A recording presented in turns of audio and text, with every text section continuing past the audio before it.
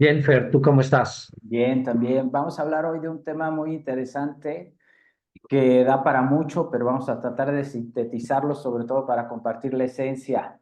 Vamos a hablar de la ciencia oculta detrás del tarot. ¿Por dónde empezamos? ¿Por dónde empezamos? Por definir, ¿no? Yo creo que es una ciencia oculta. De acuerdo. Eh, Me gusta, cuando hablo de este tema, me gusta empezar con una frase de un mago del siglo XIX, Eliphas Levi, que dice,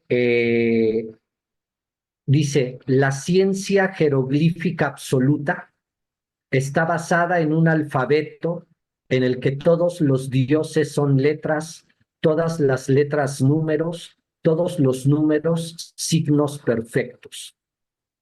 Me gusta mucho porque es una frase que sintetiza lo que es la ciencia oculta y en particular detrás del tarot, como bien lo anunciaste, ¿no?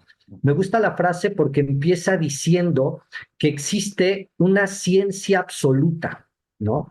O sea, la pretensión de la frase, ¿no? Hay una ciencia absoluta, es decir, una ciencia que pretende tener todas las respuestas y ser la madre de todos los conocimientos. Ujú. Luego dice que esta ciencia absoluta es jeroglífica, ¿no? Está basada en un alfabeto jeroglífico. Jeroglífico viene de hierosglifo, es decir, de escritura sagrada. Ujú. Entonces, podemos ver ya desde aquí cómo se perfila la idea de un conocimiento madre, universal, absoluto, y que además está cifrado en un lenguaje secreto, que es un lenguaje de símbolos sagrados, Ujú. y de los cuales Blavatsky, por ejemplo, dice, este lenguaje consta de letras, números, colores, figuras geométricas, signos planetarios, zodiacales, notas musicales, es decir, es un alfabeto en el que hay una serie de correspondencias, ¿no? Donde una letra equivale a un número, a un color, a una nota musical, a una figura geométrica, a un dios, ¿no?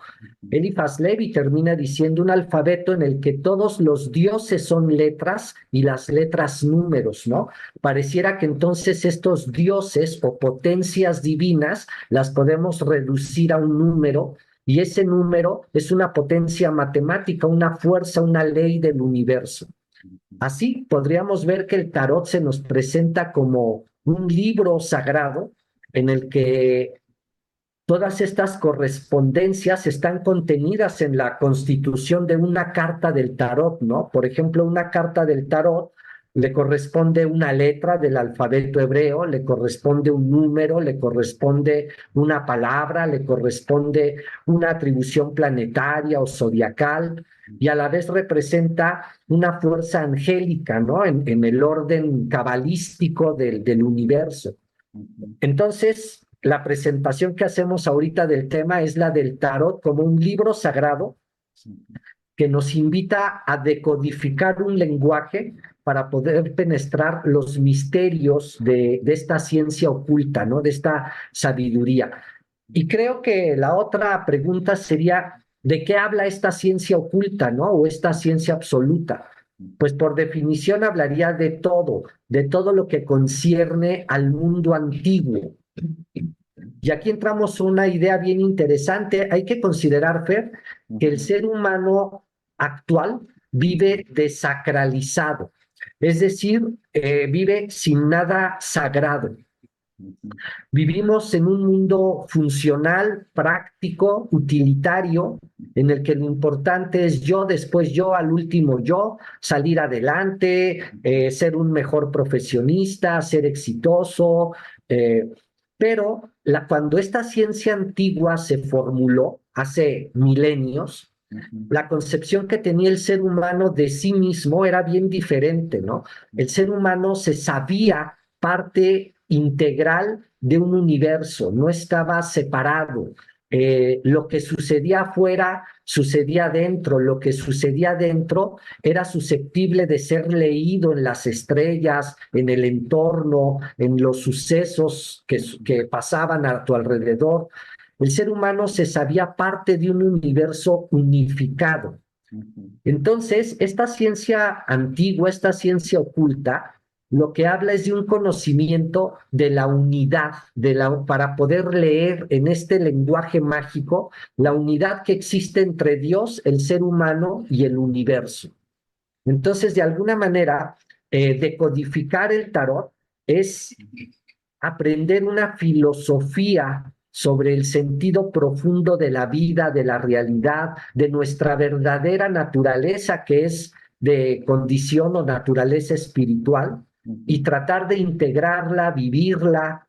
El tarot es un libro sagrado, y por sagrado entendemos que habla de lo divino, de lo unitario, de lo trascendente, de la integración del ser humano consigo mismo y con el universo y con Dios. Ok. Oye, Digo, Jorge, en qué momento? de alguna manera quería sintetizar toda la idea. Dime, dime. Sí, sí, sí, creo que está muy claro a qué te refieres con esto de la ciencia y con todo este conocimiento que estaba ahí. Me nace la curiosidad, ¿por qué oculta? O sea, ¿por qué ciencia oculta? ¿Por qué se le llama oculta, primeramente? Y segunda pregunta para que te desplayes es, ¿en qué momento el tarot funciona como un eje articulador de todos estos simbolismos jeroglíficos de lo que hablabas de la frase de Eliphas Levi? Porque hay un punto en el tiempo en el que tratan de meter la información en un libro, que en este caso es el tarot. Entonces, ¿por qué oculta y en qué momento se fusiona en este libro todo este conocimiento? Claro. Bien, buenas preguntas.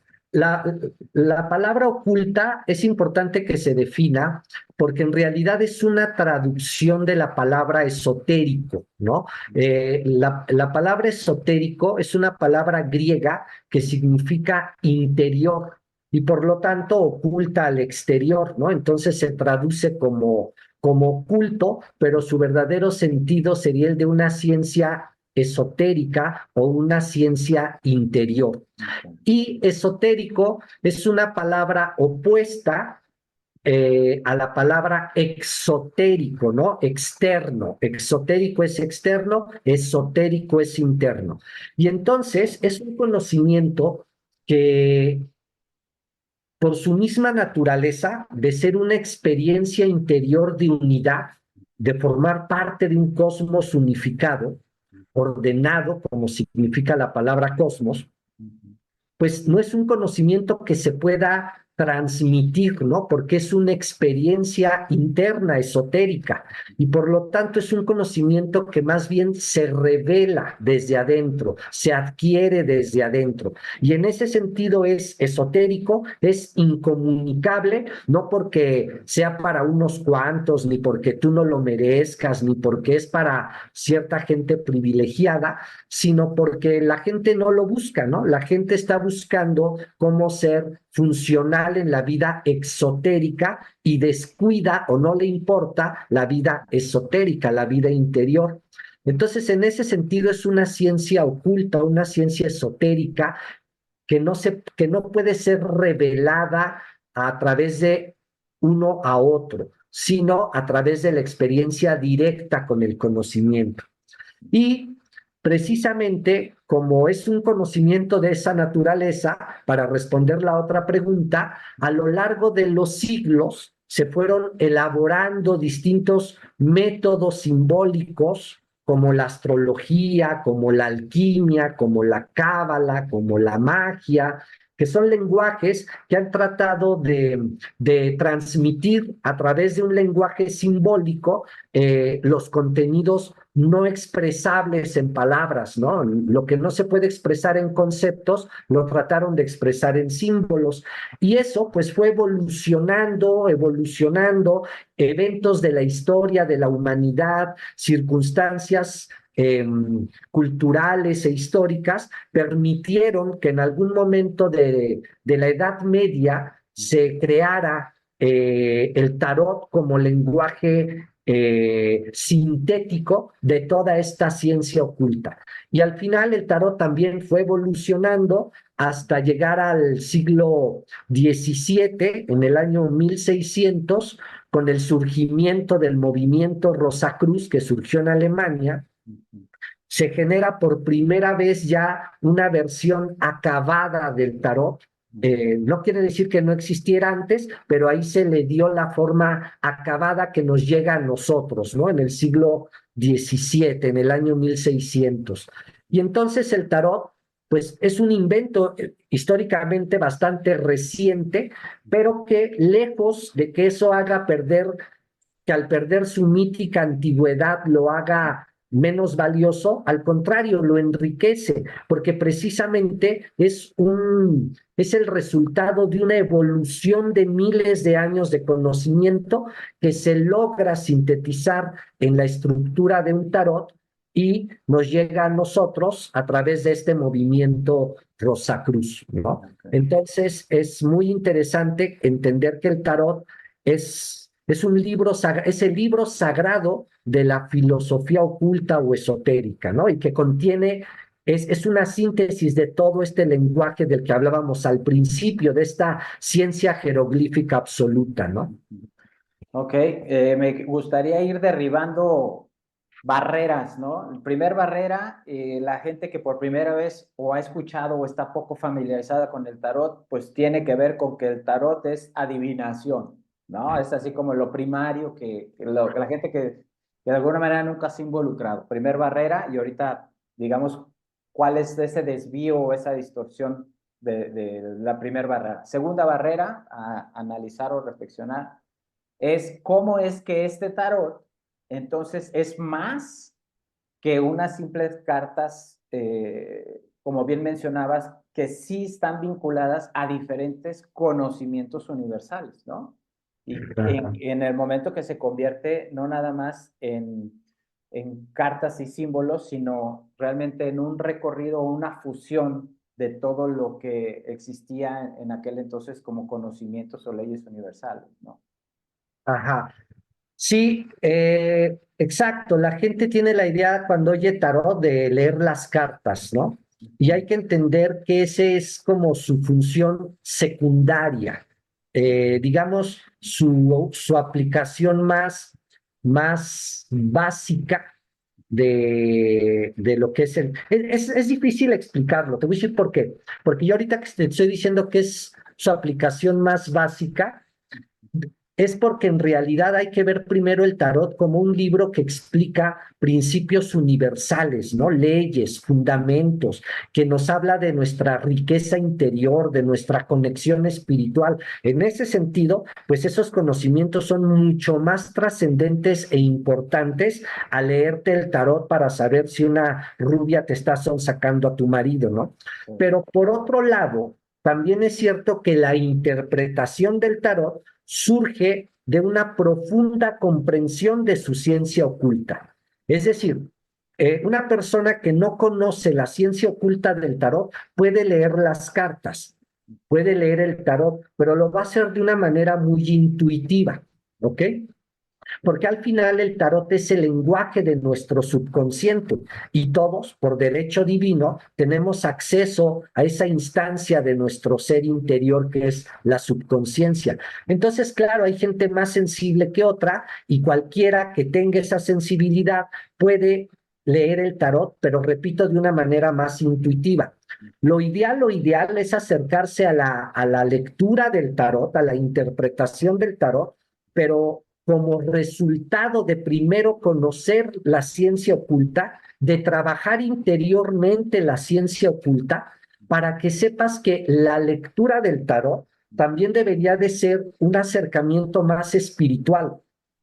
Es decir, sí leer el tarot, pero no para preguntar si la rubia está sonsacando a mi marido, sino para investigar los aspectos internos que necesito trabajar para seguir creciendo en mi desarrollo espiritual. Para eso debería de enfocarse. Se puede enfocar para lo otro, pero sería la forma más burda, más primitiva y más, digamos, prostituida del tarot, ¿no? Por eso es importante saber que el tarot, pues ante todo es ese libro sagrado, ¿no? Y respecto a tu segunda pregunta, pues sí, precisamente porque es una ciencia oculta y es la síntesis de todo el conocimiento antiguo, es que a través del lenguaje pictórico del tarot, podemos decodificar, por ejemplo, el lenguaje de la Kabbalah, el lenguaje de la magia, el lenguaje de la astrología, el lenguaje de la alquimia, el lenguaje de los textos sagrados, el lenguaje de la arquitectura sacra, el lenguaje de la iconografía y de los símbolos religiosos, esotéricos, místicos, de las distintas religiones y filosofías. O sea, el tarot va a ser como la clave, ¿no? De hecho, es la clave para poder interpretar todos esos lenguajes, porque vino a sintetizar toda esa ciencia oculta. Ok, ahora, ¿en qué momento esta síntesis se acuerda? O sea, ¿en qué momento se organizaron la gente que tenía el conocimiento y dijeron, vamos a poner todo aquí? Esa es una inquietud que tengo para saber, o sea, ¿en qué momento podemos partir o cuál es la base? Y segundo, algún ejemplo, quizás podemos agarrar, no sé, a manera de que tú te sientas cómodo, quizás puede ser una carta y ligarla a todos estos conocimientos que acabas de decir como ejemplo. Sí, ok.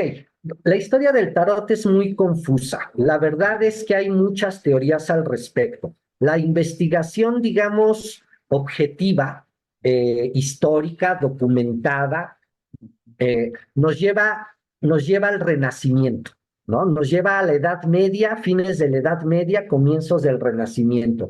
Ahí podemos ya encontrar mazos del tarot, y sobre todo en Italia y en Francia. El famoso tarot de Marsella, de Francia, el tarot eh, eh, Sforza, que es italiano, eh, pero la teoría dice que en el siglo II, o sea, 200 años después de Cristo, es que se reunieron los sabios de la antigüedad en la ciudad de Fez, en Marruecos, y que hicieron una primera síntesis de todo este conocimiento que después va a ser el tarot. O sea, formalmente el tarot se formó allí en el siglo II, pero la verdad es que no hay vestigios como tal, es más bien una tradición que se asume, ¿no?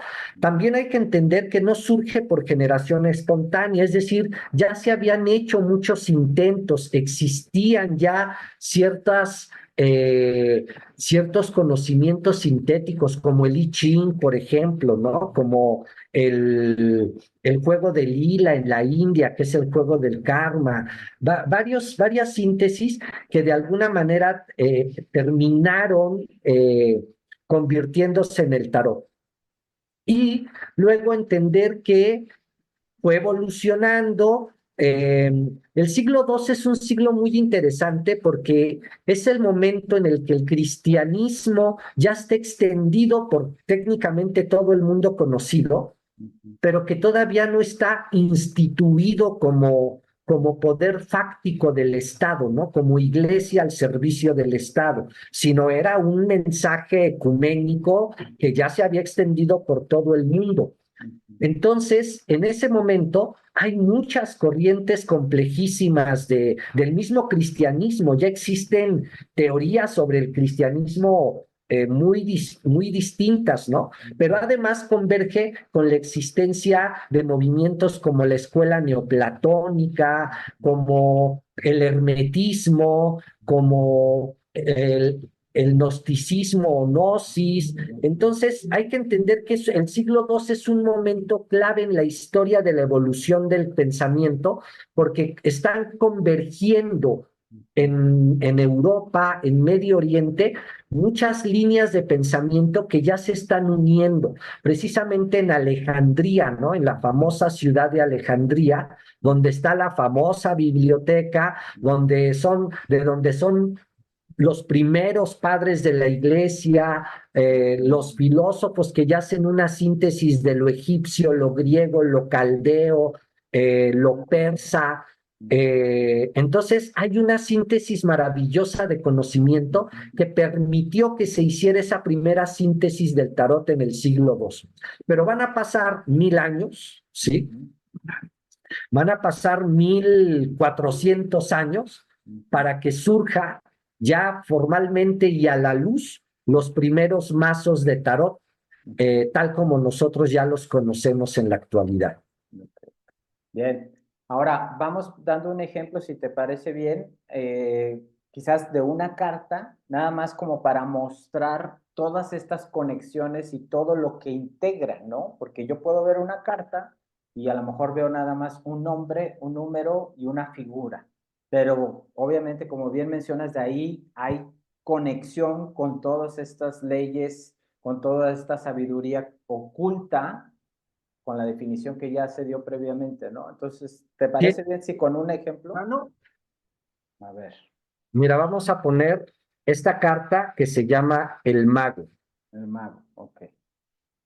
Si se alcanza a ver, se ve como medio borrosillo, Sí, ¿verdad? está bien. Sí, si no, yo la meto ya en la edición aquí, así, pero vamos analizando el mago. Ok. Muy bien. Primero les pediría que observaran la imagen, ¿no? Ujú, Observaran que hay aquí una letra hebrea, un ujú, título, un número, ujú, ¿no? Que hay sí, figuras, imagen, ujú, hay colores muy específicos, ujú, hay estas herramientas sobre la mesa. ujú, Por ejemplo, mira, te decía hace rato que en términos de la ciencia antigua, el ujú, lenguaje de la magia, el lenguaje del tarot, sirve para decodificar el arte sacro, ¿no? La arquitectura. Observa que la pata de la mesa ujú, es una columna jónica. ok, Hay varios órdenes arquitectónicos en la arquitectura clásica.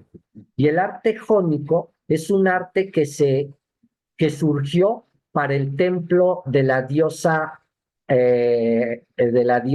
lunar, ¿no? De las diosas lunares. ok, Entonces, por lo tanto, donde tú veas en cualquier construcción el arte jónico, que son las características propias de esta columna, ujú, ¿sí? Eh, Quiere decir que está hablando de una fuerza lunar, ¿no? Y en el lenguaje de la magia, lo lunar es lo subconsciente, lo femenino, ¿ok? ok, Fuerza vital. ujú, Por ejemplo, podemos ver que el mago tiene una postura en la que está como si estuviera trayendo un poder de lo alto y lo estuviera manifestando abajo, señalando hacia el jardín, ¿no? ok, El jardín va a ser un símbolo de su propia vida y de su propia subconsciencia que él está cultivando, es decir, el mago es alguien que cultiva su mundo interior, ¿no? ujú, Pero lo cultiva no a través de su propia voluntad, sino siendo un canal de fuerzas superiores, por eso la mano hacia arriba. Es decir, el mago es consciente de que él es un canal de expresión del poder divino y que es ese poder divino que se expresa a través de él el que realmente cultiva la vida y la existencia, ¿no? El mago, como decíamos hace rato, no es un ente que se siente separado, independiente, que tiene que luchar contra la naturaleza para gobernarla, sino más bien es alguien que vive en armonía, sintiéndose parte y fluyendo con la vida, asumiendo que es un centro de expresión de un poder superior, ¿no? El mago tiene la letra hebrea Bet, que en hebreo es la segunda letra del alfabeto hebreo y Bet significa casa, ¿no? Entonces, Bet indica que el mago es consciente de ser un templo de Dios. Él es la casa de Dios, ¿no? Por ejemplo, Jesús nace en Betlehem, en Belén es Betlehem, la casa del pan. La casa del pan es el cuerpo que se alimenta, se nutre y asimila el alimento. El mago es alguien que asimila la experiencia divina a través de él para ser uno con Dios, ¿no? ok, Por ejemplo, las rosas son flores consagradas a Venus y por lo tanto hablan de deseos, ¿no? ok, Porque Venus representa los deseos. Y los lirios son flores que representan el conocimiento de la ciencia antigua. Y la ciencia antigua decía que todo estaba hecho de cuatro elementos, fuego, agua, aire y tierra. Y si te fijas, hay cuatro flores para indicar los cuatro elementos, ¿no? Y hay cinco rosas para indicar los cinco sentidos de los deseos, ¿no? ujú, Y a la vez él tiene el símbolo matemático del infinito para indicar que él está asistido por fuerzas superiores o espirituales. Tiene una copa para indicar que él es dueño de sus emociones y creador con su imaginación del mundo que habita, ¿no? La copa es un símbolo de la imaginación y de sus deseos. La espada es un símbolo de su capacidad de discernir, de tomar decisiones, porque con la espada discierno, elijo, corto, digo esto sí y esto no, esto quiero, esto no quiero. Entonces es una capacidad intelectual de discernimiento y a la vez tiene una vara que es su vara de poder, es su voluntad, es su capacidad de querer, ¿no? De ir por lo que quiere en el mundo. Y la moneda es un símbolo del valor, de lo que tiene valor para él, de lo que ha creado a través de su imaginación copa, de su espada, discernimiento y de su querer, ¿no? Es la vara. Entonces, la moneda representa la tierra, la materia, el producto terminado, lo que para él tiene valor. Y a la vez todo eso está en esa mesa que tiene esta pata lunar, por lo tanto esa mesa representa su subconsciente, todo está sucediendo en su mundo interior, él cultiva su mundo interior, ¿no? Y a la vez pues tiene esta serpiente como cinturón, porque es un símbolo del infinito, del movimiento perpetuo. Él sabe que es uno con la eternidad, ¿no? Eliphas Levi le dice al mago, procede con calma, como si la omnipotencia se hallara a tus pies y la eternidad ante ti. Entonces, él es consciente de ser un canal de la omnipotencia, el poder de lo alto, pero a la vez sabe que tiene la eternidad ante sí, la serpiente que lo envuelve, ¿no? Porque él sabe que es inmortal en su esencia espiritual, no está engañado por la ilusión de que solo vivo esta vida y me voy a morir, ¿no? Sabe que es eterno. Por eso el título mago también hace alusión al ilusionista, al que es capaz de ver que todo esto que llamo realidad no es más que una ilusión, ¿no? Y que la trasciendo a través de la conciencia trascendente. Okay. Entonces, si te fijas, aquí ya vimos algo de la letra, algo del símbolo, eh, y entonces esto nos indica una de las ideas de todo el tarot que en realidad nos invitan a profundizar. Cada clave del tarot es en realidad una enciclopedia, ¿no? Es una enciclopedia para meditar, para pensar, para reflexionar, para asociar con los símbolos de otras claves del tarot, ¿no? Por ejemplo, él es la letra, el número 1, pero la letra Bet es la segunda, tiene un valor de 2. Y por lo tanto ya aquí lo asocia con la siguiente clave del tarot, que es la clave 2, ¿no? La sacerdotisa.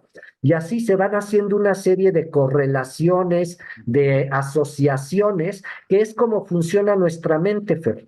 Nuestra mente funciona por asociación de ideas y entonces el tarot es una máquina para pensar. Es una máquina para asociar y encontrar estas verdades eternas internas contenidas en la imagen o el símbolo. Okay. Este sería un ejemplo de cómo funcionaría una carta del tarot para el estudio de mí mismo, ¿no? Yo soy el mago. Yo tengo que estar consciente de ser un centro de expresión de una voluntad superior. Yo tengo que aprender que yo cultivo el jardín de mi propia vida con la calidad de mis pensamientos, sentimientos, deseos y actos, ¿no?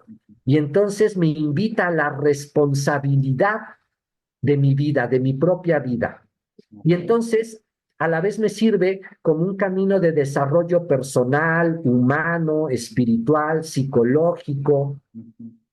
Es maravilloso el tarot. Oye, para mi sorpresa, obviamente he estado entendiendo que al final sí se unen todos estos conocimientos. Por ejemplo, escuchamos la numerología o Ah, escuchamos la astrología, ¿no? A fin sí. de cuentas, tienen ahí, convergen también. Exacto. Por ejemplo, esta carta, en sus atribuciones, la letra hebrea B está atribuida a Mercurio. Okay. Entonces aquí, ¿qué es Mercurio? Mercurio es la atención, es la mente, es el pensamiento, ¿no? Por ejemplo, Mercurio está representado algunas veces como un chango para indicar la mente dispersa, ¿no? Pero también está asociada con el ave ibis, que es un ave zancuda como las garzas, los flamingos, que se pueden quedar alzando una patita y quedándose parados, indican la meditación, la atención, la concentración. Entonces no es lo mismo Mercurio como ibis que Mercurio como mono, ¿no? Porque uno es la mente dispersa y otro es la mente concentrada, y ambos son animales de Mercurio. Entonces, el mago, por ejemplo, es Hermes, precisamente el dios Mercurio de los romanos, es el Hermes griego, ¿no? Y Hermes, pues es el dios de los rateros, pero también es el dios de los de los mercaderes, pero también es el dios de la magia, porque hay que entender que la mente puede funcionar en lo más bajo y en lo más alto, ¿no? Y por numerología, pues como te es el uno, pero a la vez por la letra es el dos, y por ser uno representa que tú eres el primero y el responsable y el líder de tu propia vida y de tus propias decisiones, ¿no? Alquímicamente también es el mercurio. En la alquimia se habla de tres sustancias importantes: mercurio, sal y azufre, ¿no? Este sería el mercurio vulgar, ¿no? Los alquimistas hablan de dos mercurios, el mercurio filosófico y el mercurio vulgar. La atención es el mercurio vulgar, pero la supraconciencia, el loco, que es Dios, el todopoder, es el mercurio filosófico, ¿no? Entonces aquí ya estaríamos viendo la relación entre dos cartas. Y así, cada una, aquí ya vimos atribución astrológica, alquímica, numerológica, por colores, ¿no? El rojo es un símbolo de acción, de deseo, el blanco es un símbolo de pureza, el color de la serpiente es azul verdoso, que es el color que equivale a la letra Nun hebrea, que tiene que ver con la muerte, con la transformación, ¿no?